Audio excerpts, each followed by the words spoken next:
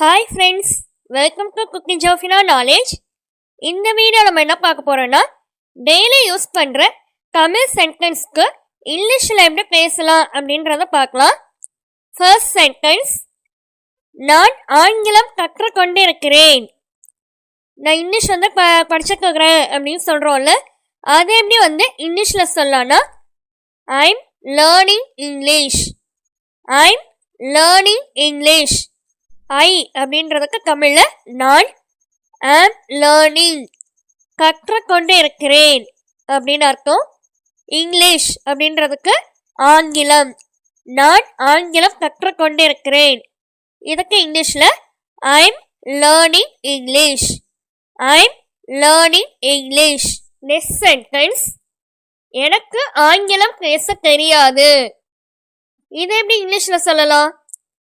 I don't know how to speak English. I don't know how to speak English. I அப்படின்றது இந்த sentence கேட்கும் மாதிரி எனக்கு அப்படின்றதுக்கு ஐ அப்படின்னு சொல்கிறோம். டோன்ட் நோ அப்படின்றது தெரியாது அப்படின்னு அர்த்தம். ஹவு டு ஸ்பீக் இங்கிலீஷ், ஆங்கிலம் பேச, எனக்கு ஆங்கிலம் பேச தெரியாது அப்படின்றதுக்கு I don't know how to speak English. அதாவது இந்த இடத்துல எதுக்கு ஹவுக்குன்னு வருதுன்னா, எப்படி பேசணும்னு தெரியாது அப்படின்னு சொல்லுவோம்ல தமிழில். இப்போ எனக்கு இங்கிலீஷ் எப்படி பேசணும்னு தெரியாது அப்படின்னு சொல்கிறதுக்கு அந்த இடத்துல ஹவு டு அப்படின்ற வேர்டு யூஸ் பண்ணுறோம்.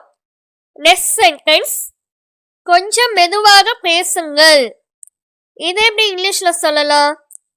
Please speak slowly. Please speak slowly. Please அப்படின்றது நம்ம ஒரு ரெக்வஸ்டாக கேட்குறோம், ஒரு கெஞ்சி கேட்குறோம் அப்படின்னும் போது ப்ளீஸ் அப்படின்ற வேர்டு யூஸ் பண்ணணும்.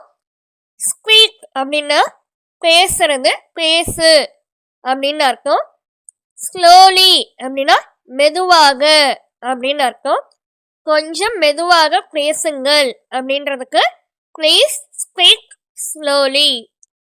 நெக்ஸ்ட் சென்டென்ஸ், இன்னொரு முறை சொல்லுங்கள். எனக்கு திரும்ப சொல்லுங்க, நீங்க சொன்னது புரியல அப்படின்னு சொல்லி கேட்குறோம்ல, அது எப்படி இங்கிலீஷ்ல சொல்லலாம்? Please say it again. Please say it again. Please அப்படின்றது நான் ஃபர்ஸ்டே சொன்ன மாதிரி கெஞ்சி கேட்கறதுக்கு ப்ளீஸ் அப்படின்ற வேர்டு யூஸ் பண்ணுவோம். சே அப்படின்னா சொல்லு அப்படின்னு அர்த்தம். இட் அப்படின்றதுக்கு இதை அப்படின்னு அர்த்தம். அகெயின் அப்படின்னா திரும்பவும், இன்னொரு முறை அப்படின்னு அர்த்தம். ப்ளீஸ் சே இட் அகெயின், திரும்பவும் சொல்லுங்க, இன்னொரு முறை சொல்லுங்க அப்படின்னு அர்த்தம். நெக்ஸ்ட் சென்டென்ஸ், எனக்கு புரியவில்லை. இதை எப்படி இங்கிலீஷில் சொல்லலாம்? I don't understand. I don't understand. I அப்படின்றது எனக்கு, டோன்ட் அண்டர்ஸ்டாண்ட் அப்படின்றது புரியவில்லை அப்படின்னு அர்த்தம். நெக்ஸ்ட் சென்டென்ஸ், எனக்கு புரிந்தது. இது எப்படி இங்கிலீஷ்ல சொல்லலாம்? I understand. I understand. I அப்படின்றது எனக்கு, புரிந்தது அப்படின்றதுக்கு அண்டர்ஸ்டாண்ட். இதுதான் சேர்த்து எனக்கு புரிந்தது அப்படின்றதுக்கு ஐ அண்டர்ஸ்டாண்ட். ஐ அண்டர்ஸ்டாண்ட் அப்படின்னு சொல்லணும். ஓகே ஃப்ரெண்ட்ஸ், இந்த சேனலில் spoken English, spoken Hindi, Malayalam, Telugu, Kannada, Urdu, next கம்ப்யூட்டரில் எம்எஸ் வேர்டு, எக்ஸலு, மொபைலில் எப்படி எம்எஸ் வேர்டு யூஸ் பண்ணலாம், இந்த வீடியோக்கான லிங்க் எல்லாம் டிஸ்கிரிப்ஷன் பாக்ஸில் கொடுத்துருக்கேன், செக் பண்ணி பார்த்துக்கோங்க. ஓகே ஃப்ரெண்ட்ஸ், இந்த வீடியோ பிடிச்சிருந்துச்சுன்னா லைக் பண்ணிக்கோங்க, உங்கள் ஃப்ரெண்ட்ஸ்க்கும் ஷேர் பண்ணிக்கோங்க, சப்ஸ்கிரைப் பண்ணிக்கோங்க.